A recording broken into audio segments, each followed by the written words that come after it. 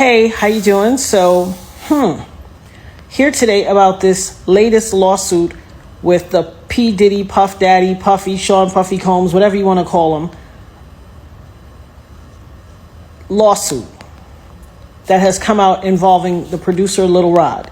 So basically his last two lawsuits, or last two major lawsuits, the one with Cassie, she made mention that Puffy made her carry his guns into nightclubs and wherever they went. And he threatened her to make her feel like she had to do so. And while there were lots of things of importance, that stood out to me. And I'm going to tell you why. In this lawsuit with the producer Little Rod, they were both SA'd by him and threatened and physically harmed. But in this lawsuit,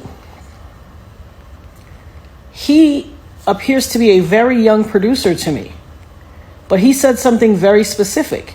As a means of threatening him, Puffy said, that's why I shot up the club in New York back in 1999 and let Shyne take the fall for it. Let me tell you why that's of utmost importance to me. Because I am the woman who he shot in the face in that 1999, December 27th, 1999, Club New York shooting. I have told everyone ad nauseum since then, even the surgeon who did the surgery to take the bullet. I got shot in my face with a 9mm hollow point bullet called a cop killer. I literally have told everyone and never changed what I said. I watched him. I got pow-powed in the face. I watched him fire the gun. I've said it all this time. Even the surgeon who did my surgery to take out part of the bullet fragments that was aspirating into my lungs and try to remove as many bullet fragments as possible, testified in the criminal trial that while they were putting me under, I was screaming, Puffy, pew pew me in the face. He testified in the criminal trial. It is in the record. They all knew he did it. Everybody knew he did it. But he paid off the club bouncer named Sharice and all these other people and the club owners with their video to hide the video. That's his MO. I told everybody that. This man almost took my life, has traumatized my life, has caused undue harm, irreparable damage to my life, lied his behind off. I've had all these youngins on the internet harassing me, swearing that I'm making it up that he did it. And look what he did to Little Rod. He threatened him. Oh, you don't think I bust my gun? I shot up the club in Club New York and let Shyne take the fall for it. I shot them people. Well. It only took 24 whole years for it to come out. You see this tattoo? This commemorates me getting shot. It took 24 years for him to come out and say it. I've been saying it all along, but y'all pick and choose who y'all want to believe. Oh, baby, you ain't seen nothing yet. Not only did he pew me in the face, he also set off a course of harassment against me for the past 24 years. When I tell you the things I went through, there was a time in 2017 and 2018 where I got 7 flats on my BMW. 7, the same tire, in a 2-year span. 7 on the same tire, and they were all new. Every time it happened, I had to get a new tire. I have the pictures to prove it. Harassing me. You want to know why? Because prior to Cassie, I was the only person to be victimized by him and then to successfully sue him and get paid. And he had to pay me out of his pocket. He has never gotten over that. Oh, baby. You see this RICO charge that's about to come? This conspiring and pew-pewing up the club and ruining or attempting to ruin my life? As God as my witness, I will not stop until you suffer every single iota of punishment, until I have every second of recompense that you took from me. For every tear that I had to cry or my children had to cry, I am going to get $1 million back from you. I will not stop until you pay the price for what you did to my life. And for all you people out there on the internet and in cyberspace and in the far reaches of my life or the perimeters or wherever, who always like, oh, she just saying that to get some. Hell, what you got to say now? What you got to say now? I had some youngins on the internet that ain't even old enough, that weren't even alive when it happened, arguing me down, cussing me out, calling me everything but a child of God. Go check Instagram. It's there. Harassing my life. Harassing me. Oh, you lying. He ain't do that to you. You just want clout. You just chasing clout. What is that to chase clout about? How is that clout chase worthy? It doesn't even make sense. Well, I guess it will make sense in this new generation. But you better believe I will have my say. I will have my say. Hashtag having my say. Hashtag the dopest nerd ever. Hashtag Eb Talks. Y'all ain't seen or heard nothing yet. I've had my say. The best and the rest is yet to come. Guns, drugs, money, violence. Shyne's new album touches on many familiar themes associated with the hip-hop thug life, but one thing is conspicuously absent on Godfather Buried Alive: any overt or discernible reference to Shyne's one-time co-defendant, label boss, and the man who arguably has had the biggest impact on his life, Sean Puffy Combs. As you know from the media standpoint, your trial was the Puffy trial. Do you feel that worked against you all, the fact that 99% of the focus was on him? Obviously, he was the uber star, and I was just up and coming. So, yeah, it's going to be a show. But he used that to just, just threw me off. Like, it was terrible, man. To many, Jamal Shyne Barrow is an answer to a trivia question, as the man who once stood trial alongside Sean Puffy Combs. While all eyes were fixated on the hip-hop mogul, few paid much, if any, attention to the plight of his 22-year-old protege. Now, 3 years into Shyne's decade-long sentence, for the first time ever, the imprisoned rapper speaks on camera about his co-defendant and the infamous trial that landed him here, behind bars. People probably have the impression that you're just consumed with the idea that justice wasn't served here and that somebody turned his back on you. It's not a matter of, turning your back on me. Like, how do you call a witness to testify against your comrade? That witness Shyne is referring to is Sharice Myers, a bouncer who was working inside Club New York when shots rang out that December night in 1999. In court, Myers claimed that she fell on top of Puffy during the shooting and said that he did not have a gun. But even as her testimony helped exonerate Puffy, it implicated Shyne. Myers told jurors that it was Shyne who first opened fire inside the club, letting off 2 shots toward the ceiling. Shyne's lawyers conceded that their client fired his gun, but only in self-defense.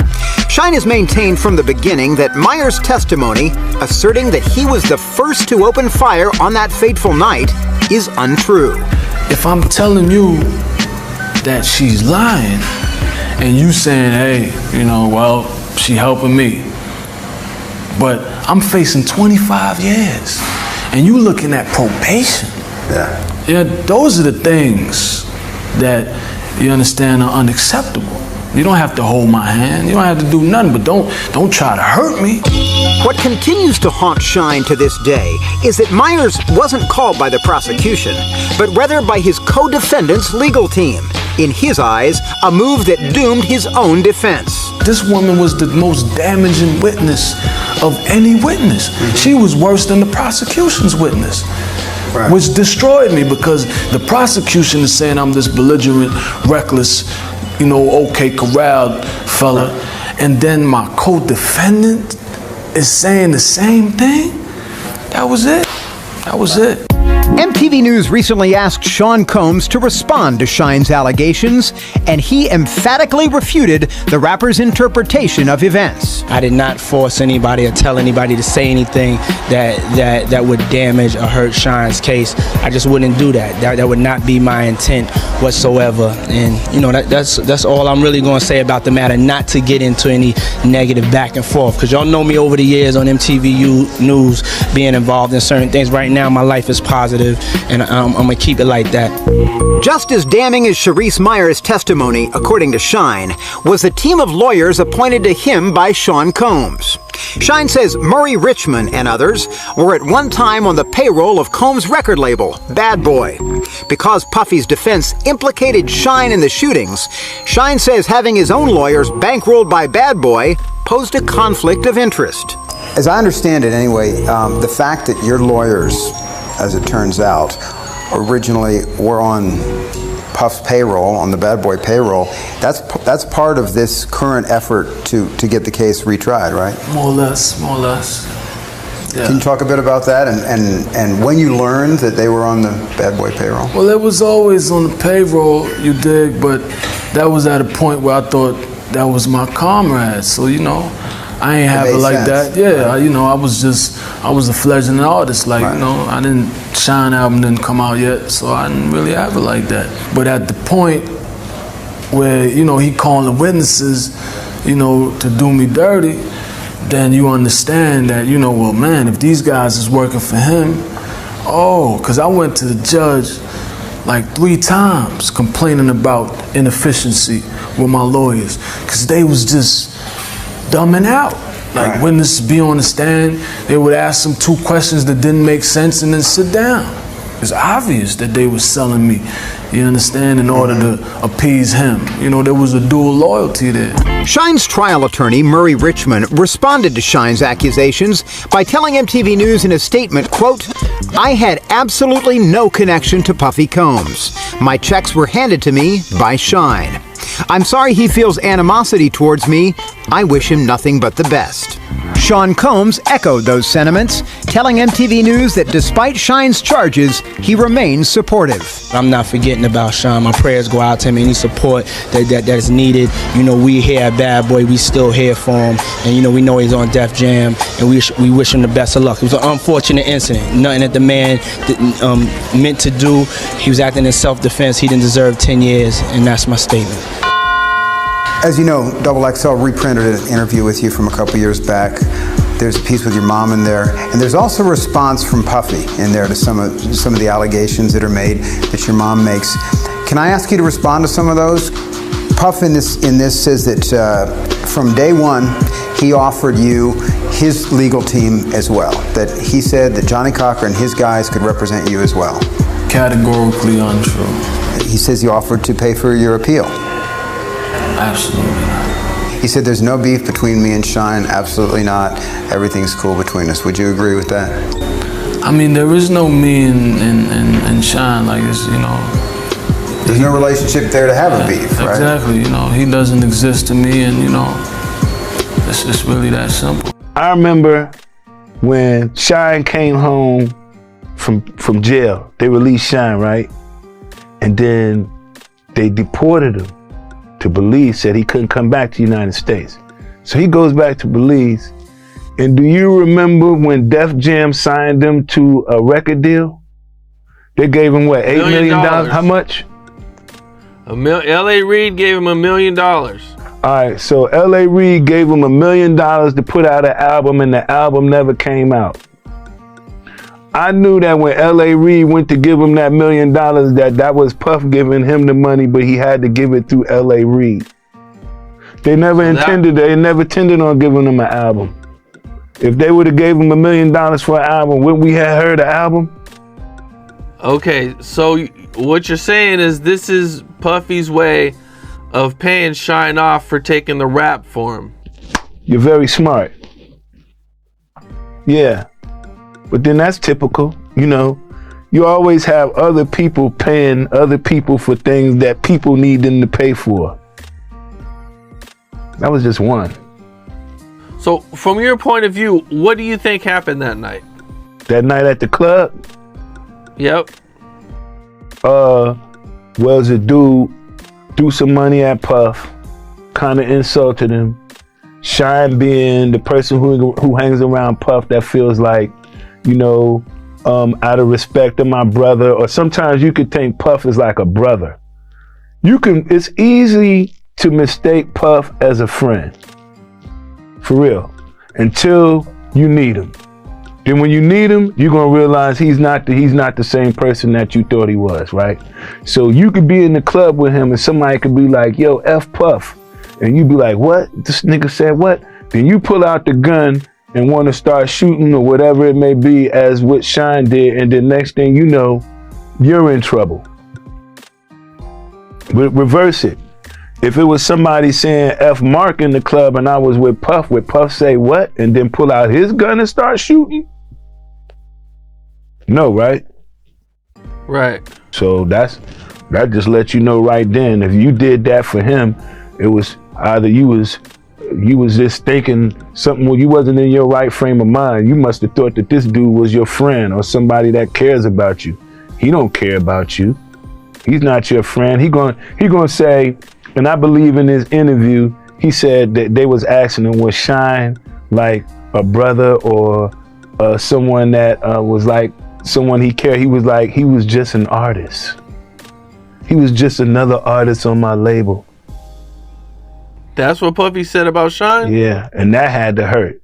You know, especially if I was Shyne. I'm like, yo, I'm in prison, and because I'm trying to protect you, and you telling them that I'm nothing but just an artist? Wow. When I shot this gun, I didn't shoot this gun as an artist. I shot this gun as someone who felt like I was a brother of yours. See, and that's something that he's capable of doing. He's capable of making you feel like he's your friend.